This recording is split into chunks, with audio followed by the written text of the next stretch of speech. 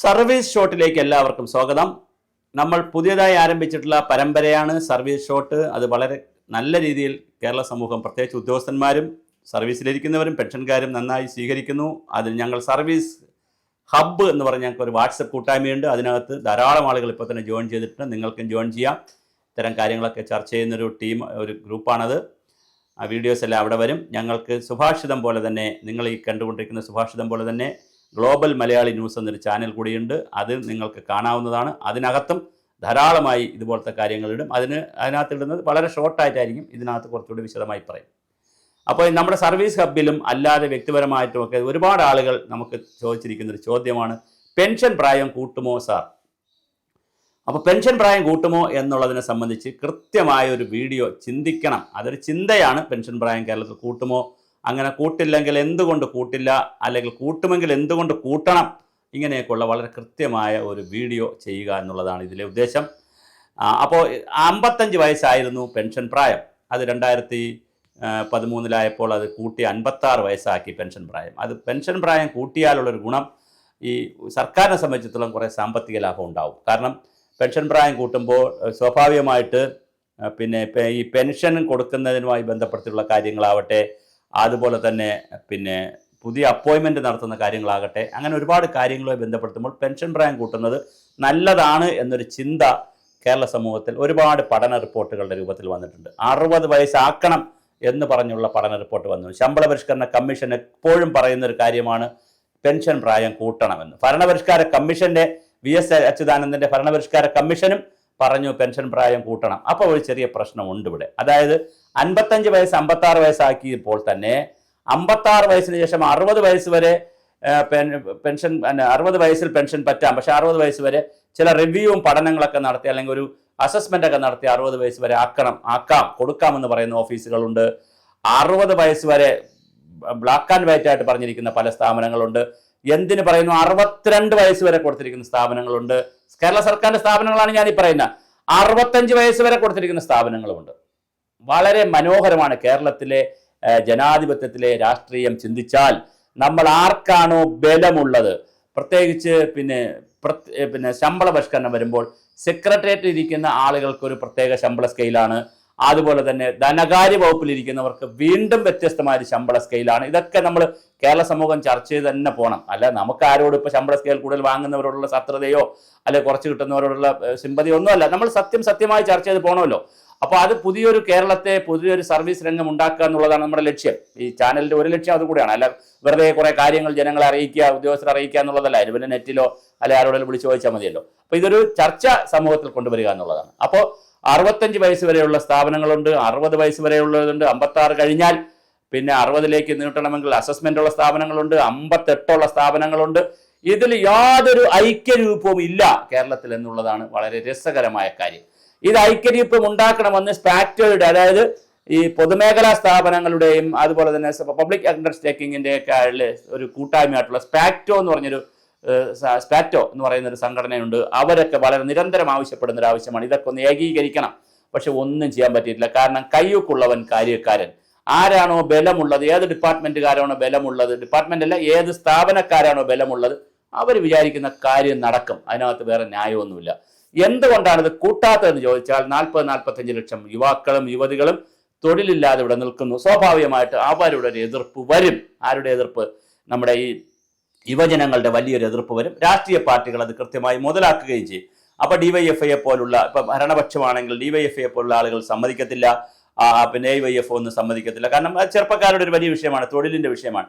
ഇനി അഥവാ UDF ആണ് നടപ്പിലാക്കുകയാണെങ്കിൽ അവർ സമരം ചെയ്യുകയും ചെയ്യും. അപ്പോൾ അത് വലിയൊരു പ്രതിസന്ധിയാണ്. അപ്പോൾ യുവാക്കൾ വളരെ വലിയ തൊഴിലില്ലാതെ നിൽക്കുന്ന ഒരു സമൂഹമായതുകൊണ്ട് PSC വഴി അപ്പോയിൻമെൻറ്റുകൾ കൃത്യമായി നടക്കണം. കാര്യം പോസ്റ്റ് റേസ് ചെയ്താലല്ലേ ആളുകൾ പെൻഷൻ പറ്റി വേക്കൻസി റേസ് ചെയ്താലല്ലേ ഇപ്പുറത്ത് അപ്പോയിൻമെൻറ്റ് നടത്താൻ കഴിയുള്ളൂ. അപ്പോൾ അതുകൊണ്ട് തന്നെ വളരെ വലിയ തർക്കമാണത്. പക്ഷേ ഇപ്പോൾ വീണ്ടും ഈ വിഷയങ്ങൾ ചർച്ചയ്ക്ക് വരുന്നുണ്ട്. ബാലഗോപാൽ ധനമന്ത്രിയുടെ പുറത്ത് വലിയ സമ്മർദ്ദമാണ് വന്നിരിക്കുന്നത്. അത് ഭരണപരിഷ്കാര കമ്മീഷൻ്റെ റിപ്പോർട്ടാവട്ടെ, നേരത്തെയുള്ള ശമ്പള പരിഷ്കരണ കമ്മീഷനുകളുടെ റിപ്പോർട്ടാവട്ടെ, ഇതിൻ്റെ പെൻഷനെ കുറിച്ച് പഠിക്കുന്ന റിപ്പോർട്ടുകളാവട്ടെ, ഇവരെല്ലാം വിരൽ ചൂണ്ടുന്നത് പെൻഷൻ പ്രായം കൂട്ടണം, 1 വർഷമെങ്കിലും കൂട്ടണം. 58 60 ആക്കിയില്ലെങ്കിലും 58 ആക്കണമെന്ന് ശക്തമായ ആവശ്യമുണ്ട്. പക്ഷേ ഒരു വർഷമെങ്കിലും കൂട്ടണം എന്നുള്ള ഒരു ചിന്താഗതിയിലേക്ക് സർക്കാർ വന്നിട്ടുണ്ട്. അപ്പോൾ പിന്നെ ഒരു ചോദ്യമുണ്ട്, ഇത് എപ്പോഴും എങ്ങനെ? ഞാൻ മനസ്സിലാക്കുന്ന അനുസരിച്ച് ഇതിലെന്തെങ്കിലും ഒരു സൂചന ഉണ്ടെങ്കിൽ, കാരണം നമ്മളല്ല നയപരമായിട്ട് ഇപ്പോൾ സുഭാഷിതം ചാനലോ അല്ലെങ്കിൽ ഗ്ലോബൽ മലയാളി ന്യൂസ് ചാനലോ ആണോ ഇതിന്റെ നയപരമായി, അല്ല, ഗവൺമെന്റ് തന്നെയാണ് നയപരമായ തീരുമാനം. ഇനി ഗവൺമെന്റ് എന്നും പറഞ്ഞുകൂടാ, നയപരമായ തീരുമാനം എടുക്കുന്ന ഒരു ഓഫീസ് യൂണിവേഴ്സിറ്റിയുടെ അടുത്തുണ്ട്. കേരള യൂണിവേഴ്സിറ്റിയുടെ ഓഫീസിന്റെ അപ്പുറത്തൊരു ഓഫീസുണ്ട്, ജില്ലാ ഹോസ്പിറ്റലിലേക്ക് പോണ വഴിക്ക്. ഓഫീസിന്റെ പേര് AKG സെന്റർ എന്നാണ്. അപ്പോൾ ആ AKG സെന്ററിലാണ് ഇതിന്റെ നയപരമായ തീരുമാനം പറഞ്ഞത്. പാർട്ടി CPM പാർട്ടിക്കകത്തൊക്കെ തീരുമാനിച്ച് പിന്നെ അവിടെ തന്നെ കൂടുന്ന ഇടതുപക്ഷ യോഗത്തിലൊക്കെ തീരുമാനിച്ചാണ് വരുന്നത്. അല്ല ഞാനിരുന്നിട്ടല്ല ഇത് കൂട്ടുന്നത്. പക്ഷേ ഇപ്പോൾ കിട്ടുന്ന ട്രെൻഡ് അനുസരിച്ച് പറയുകയാണെങ്കിൽ ഒരു വർഷം കൂട്ടാനുള്ള സാധ്യത കാണുന്നു. 2 കാരണങ്ങൾ കൊണ്ട് അത് കാണുന്നു. ഒന്ന്, കഴിഞ്ഞ കുറെ കാലമായി DA-യുടെയും മറ്റു കാര്യങ്ങളിലും അതുപോലെ ശമ്പള പരിഷ്കരണം വൈകിയതിലൊക്കെ സർക്കാർ ഉദ്യോഗസ്ഥർ ഇടഞ്ഞു നിൽക്കുകയാണ്. കേരളത്തിൽ ഇടഞ്ഞ കൊമ്പന്മാരെ എങ്ങനെ റെഡിയാക്കി എടുക്കാമെന്നുള്ള വലിയ ചിന്തയിലാണ് AKG സെന്ററിന്റെ ഗവേഷണം നടത്തുന്നവർ, ഈ പ്രകടന പത്രികാ ഗവേഷണം നടത്തുന്നവർ. അപ്പോൾ അവർ പാലിക്കുന്ന ഒരു നിർദ്ദേശം, ഒന്നുകിൽ ഈ ബഡ്ജറ്റിൽ, ഈ ബാലഗോപാൽ അവതരിപ്പിക്കുന്ന അവസാനത്തെ ബഡ്ജറ്റിൽ, അതായത് ഇനി വരാൻ പോകുന്ന 2026 ബഡ്ജറ്റിൽ ഒരു വർഷം കൂട്ടുക.